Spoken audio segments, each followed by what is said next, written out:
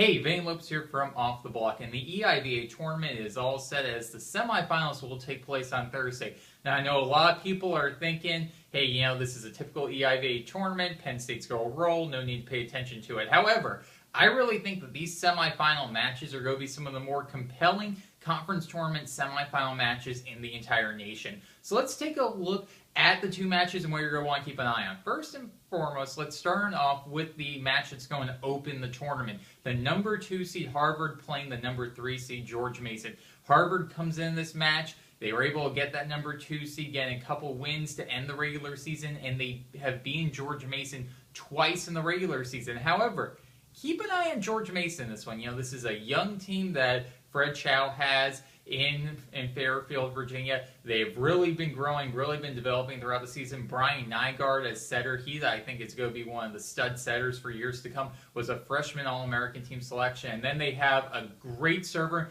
in Paco Velez, who was a finalist for the Off the Block Springboking National Server of the Year. So it's going to be an uphill challenge for George Mason. However, they could potentially pull an upset against Harvard, who comes in a little beat up. They may not have their entire starting lineup. So, it's going to be interesting. I think Harvard's the favorite, but don't be surprised if George Mason's able to come in and maybe get an upset. Historically, the 3 seed has been the team that's been able to pull an upset in the EIVA tournament. So that's the first semifinal match. Then the second one, let's talk about Penn State and Princeton. And yes, everyone's going to allude to the fact the last team to beat Penn State in the EIVA tournament was Princeton. However, that was 1998. Bill Clinton was still in office. So, that may not be super relevant to the players actually on the court since they were in preschool at the time. But I think that this match is going to be interesting. I know a lot of people are thinking that Penn State's going to roll, and there's very good reason for that. They're playing great right now. Aaron Russell's a National Player of the Year candidate. You got a player like Nick Cadell who's back. You have a great setter. You have a great libero.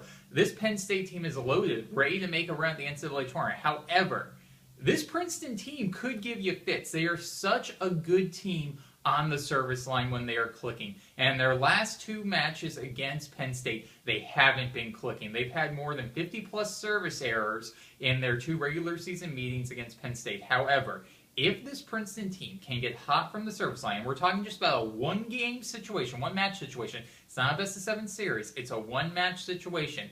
And that one match, if Princeton can get hot, if Cody Kessel can have a big night, there's a chance that Princeton could come on in and pull off an upset. So, right now, if I'm filling out my bracket, I'm not necessarily picking Princeton. However, it would not shock me if Princeton does beat Penn State. So, once again, Penn State's the favorite, but don't be surprised if there's going to be 1 or 2 upsets in the EIVA tournament. Well, that's going to do it for us here for this breakdown of the conference tournament. And be sure to fill out your EIVA tournament bracket for the Off the Block Springbok Inc. Bracket Challenge and get all your men's volleyball coverage right here at offtheblockblog.com.